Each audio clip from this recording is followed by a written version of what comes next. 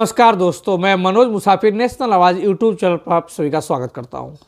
कल भारत रत्न और अति पिछड़े समाज का भला करने वाले श्री कर्पूरी ठाकुर जी का कल जयंती था और जयंती पे तमाम पिछड़ी जातियां उनके पुष्प पे उनके फोटो पे माल्यार्पण करती हैं, उनको याद करती हैं और उसी में लालू जी की पार्टी तेजस्वी और पूरी उनकी टीम, उनके पूरे कार्यकर्ता वहाँ पे उनके जयंती पे कार्यक्रम था।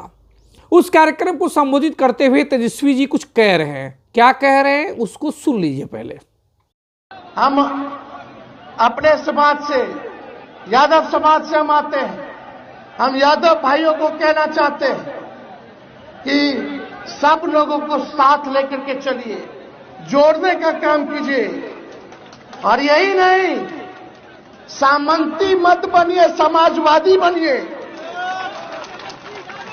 कुछ लोग होते हैं हुड़दंगी, कोई तेजस्वी या लालू जी से नाराजगी नहीं है, लेकिन कुछ लोग होते हैं ऐसे जो अपने बात से, व्यवहार से, अपने काम के लिए लोगों को नाराज करते हैं। तो हम सब लोगों को देखो, यादव समाज जो है चौधरी चरण सिंह जी को भी अपना नेता माना, कर्पूरी ठाकुर जी को भी अपना नेता माना, लोहिया जी को भी नेता माना, जेपी जी को भी नेता माना। माना कि नहीं माना? तो हम लोगों को साथ लेकर के, अति पिछड़ा भाई दलितों को साथ लेकर के, अल्पसंख्यक भाइयों को साथ लेकर के चलने में कोई कठिनाई नहीं होना चाहिए। अगर आप चाहते हो सरकार बने, और लालू जी तो कहते हैं पिछड़ों का इंजन जो है यादव है और सब बोगी है, सब लोगों को साथ जोड़ करके चलना है इस सफर में, तभी जो है हम लोग अपने मंजिल पर पहुंचने का काम करेंगे। ये बात हम लोगों को समझने की जरूरत है। और वीडियो में तेजस्वी जी साफ साफ कह रहे हैं कि मैं यादव समाज का हूं और यादव समाज के लोग अब सामंती हो चुके हैं, समाजवादी होना चाहिए। मैं बिहार ही नहीं, उत्तर प्रदेश की भी बात करूं, हरियाणा की भी बात करूं, तो तेजस्वी जो कह रहे हैं हम अति पिछड़े समाज के लोग, चाहे वो तेली हो, तंबोली हो, कांदू हो, कलवार हो, भुर्जी हो, हलवाई हो, कसौदन हो, मल्लाह हो, भर हो, लोनिया हो, ये तमाम अति पिछड़ी जातियां, इसको हम लोग बहुत महसूस करते हैं। जिस पिछड़े समाज के लोगों को हम लोगों ने सपोर्ट किया, ये सोच के साथ कि जो सामंतवादी जातियां थी, दो तीन सामान्य वर्ग की, उन जातियों ने हमारा शोषण किया, सामाजिक शोषण किया, आर्थिक शोषण किया और साथ में शैक्षिक शोषण भी किया। उसके अलावा जो जमीन जायदाद थे, उस जमीन जायदाद पे भी उनकी निगाहें रहती हैं और उसका वो भरपूर फायदा उठाती हैं कब्जा करने के मामले में।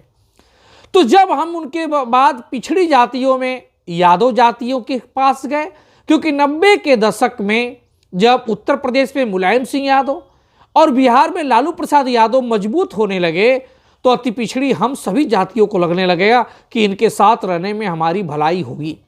ये सत्ता में आए, वो बिहार में आए, ये उत्तर प्रदेश में आए, लेकिन इनकी बिरादरी बहुत तेजी से मजबूत हो गई, शैक्षिक, आर्थिक, राजनीतिक हर मामलों में।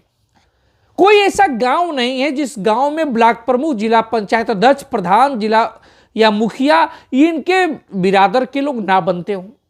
हम लोग उस मामले में पीछे हटने लगे।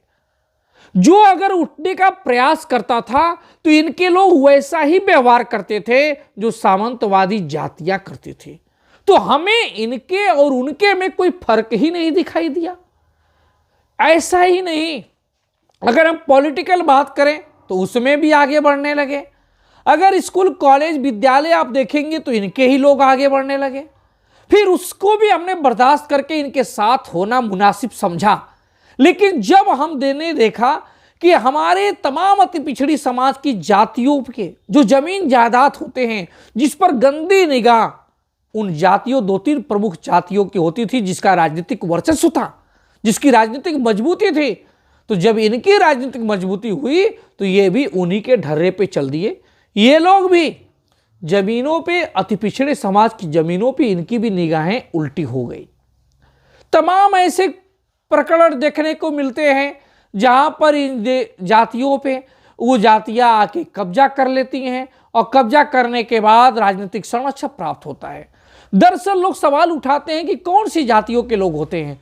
आप अगर 50 केस का मूल्यांकन करिए कि जहां पे जमीन का कब्जा हो रहा हो, तो उस 50 केस में आप पाएंगे कि 3-4 प्रमुख जातियों का जमीन पे कब्जा का मुकदमा या प्रकरण पाया जाता है। और वे जातियां हैं जो राजनीतिक रूप से मजबूत हैं, जिनके राजनीतिक आका बैठे हुए हैं और जिनका पुलिस प्रशासन के अंदर भी पैठ होता है।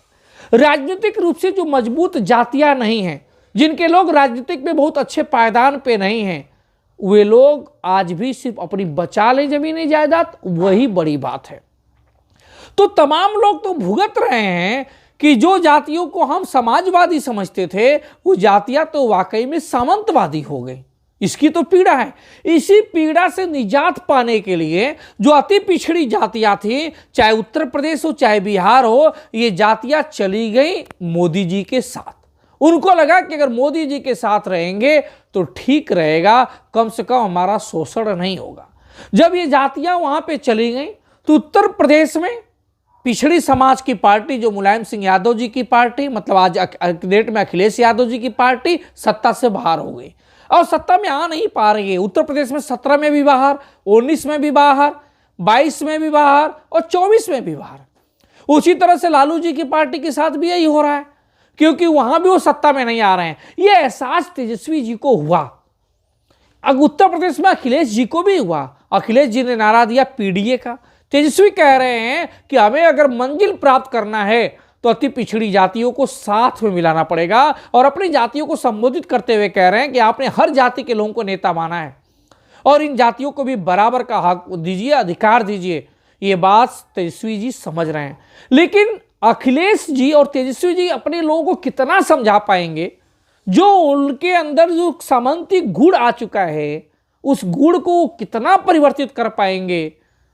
जो व्यवहार में, प्रतिदिन का जो व्यवहार है, बोलचाल है, उसमें भी उनके अंदर वो जो गुण आ चुका है, सामंती गुण, उस सामंती गुण को समाजवादी गुण में कैसे परिवर्तित कर पाएंगे, कितना कर पाएंगे, इस पर डिपेंड करता है कि अति पिछड़ी जातियां उनके साथ कितना जुड़ेंगी। लेकिन हाँ, मुझे इस बात की खुशी है कि दोनों लोग पहचान रहे हैं कि हाँ, हमने अति पिछड़ी जातियों का जो सम्मान देना चाहिए, जो राजनीतिक अधिकार देना चाहिए, जो सीट के बंटवारे में उन्हें अधिकार देना चाहिए, जो उनके हिसाब से पॉलिसी बनाना चाहिए, वो हम नहीं कर पाए। निश्चित रूप से ये हमारे अति पिछड़े समाज की विजय है, लेकिन हम आने वाले समय में चाहते हैं कि उसकी हक और हिस्सेदारी के लिए ये लोग गहराई से सोचें, और नहीं हो तो तमाम अति पिछड़े जागरूक लोगों को बुला के चर्चा करें, टेबल पे बात करें कि आप लोगों को किस तरह से सम्मान दिया जाए। जैसे उत्तर प्रदेश में आज तक रोहिणी आयोग की रिपोर्ट का वर्गीकरण नहीं हुआ। अगर रिजर्वेशन का वर्गीकरण हो जाता, रोहिणी आयोग की रिपोर्ट लागू हो जाती, जस्टिस राघवेंद्र प्रताप सिंह की रिपोर्ट उत्तर प्रदेश में लागू हो जाती, और जो जनगणना के अनुसार जो आरक्षण का रिजर्वेशन बढ़ाया गया, अगर वो बिहार में लागू हो जाता, तो निश्चित रूप से समाज के अंदर ये भला हो जाता। और मैं तो चाहता हूं तेजस्वी जी, अखिलेश जी से, या मोदी जी से, योगी जी से, नीतीश कुमार से, कि जैसे एससी के लिए सीटें आरक्षित हैं, उसी तरह से अति पिछड़े समाज के लिए भी सीटें आरक्षित होनी चाहिए, जिससे कि वो विधानसभा, लोकसभा में इस समाज की भागीदारी बढ़ सके।